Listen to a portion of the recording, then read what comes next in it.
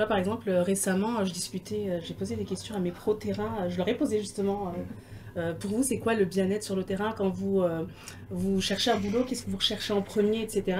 Bah, clairement, il n'y en a qu'une qui m'a parlé bien-être, où j'ai besoin de me sentir valorisée, qu'on prenne soin de moi, qu'on soit vraiment dans ce côté-là. Et toutes les autres, elles m'ont dit le salaire. Et là, j'ai dit, ah ouais, ok. C'est vrai que par rapport à tous les échanges que j'ai au quotidien, pas mal de candidats, les questions qui reviennent souvent, c'est comme tu l'as dit, la rémunération, parce que voilà, malheureusement, on sait qu'on est dans une société où le coût de la vie ne cesse d'augmenter, et c'est vrai que la crainte première qu'on a au quotidien, c'est comment on va payer ses factures, comment on va subvenir à notre quotidien. Donc le salaire fait partie, bien entendu, des premiers critères, en tout cas l'un des premiers critères dans le choix d'un poste. Les jeunes, on a beaucoup de jeunes en fait professionnels, hein, dans ce métier, il y a beaucoup de jeunes professionnels. Et quand elles arrivent, tu te disais que 90% parlaient du salaire. Et toi aussi, finalement.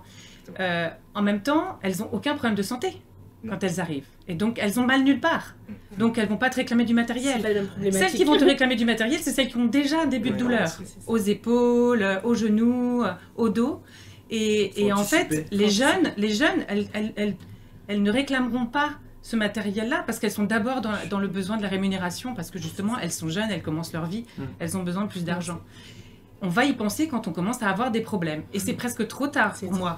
En fait, quand c'est un automatisme, une posture, du coup, on est tellement concentré sur la demande de l'enfant que si c'est un automatisme, on va se positionner correctement. Et je peux vous parler de ma propre expérience. Dans ce cas-là, justement, je me permets de le faire parce que moi, j'ai travaillé 10 ans auprès de l'adulte en tant qu'infirmière à l'hôpital, dans des services très lourds où il a fallu que je déplace des patients qui étaient hémiplégiques ou hémiparésies, du fauteuil au lit et inversement. Et jamais, jamais, jamais, je n'ai eu de formation.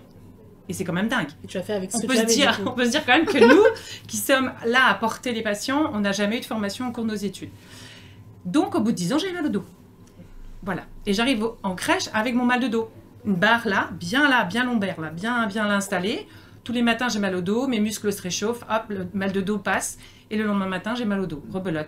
J'arrive en crèche avec ce mal de dos là, et j'ai eu la chance en fait d'arriver dans une crèche où la journée pédagogique était centrée sur les gestes et postures. Parce qu'une infirmière de la médecine du travail venait dans la crèche à la demande de la directrice.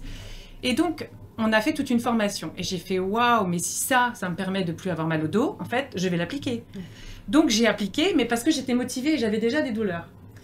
Et une jeune femme ou un jeune homme qui n'a pas de douleur, on lui explique, on lui montre et tout. Ouais, ok, d'accord. Bon, alors l'infirmière, elle veut que je fasse ça. Ça ne parle pas. Donc en fait, elle ne le fait pas. Et en fait, c'est pas vain parce qu'on a transmis une information, mais ça reste quand même, sur le coup, bon. Donc du coup, il faut quand même le transmettre parce qu'après au quotidien, moi ça me permet de leur dire, tu te rappelles ce que je t'ai dit pour pose un genou, mets-toi en chevalier servant, porte l'enfant, voilà. Et donc du coup, effectivement, moi j'ai mis en pratique, terminer le mal de dos. Je n'ai plus jamais eu mal au dos. Donc en fait, ça marche. Et c'est aussi pour ça que ça m'a interpellée. Et c'est aussi pour ça que j'ai voulu après aller en crèche mettre en place les gestes et postures et transmettre ça. Parce que j'ai vu que ça marchait en fait sur moi.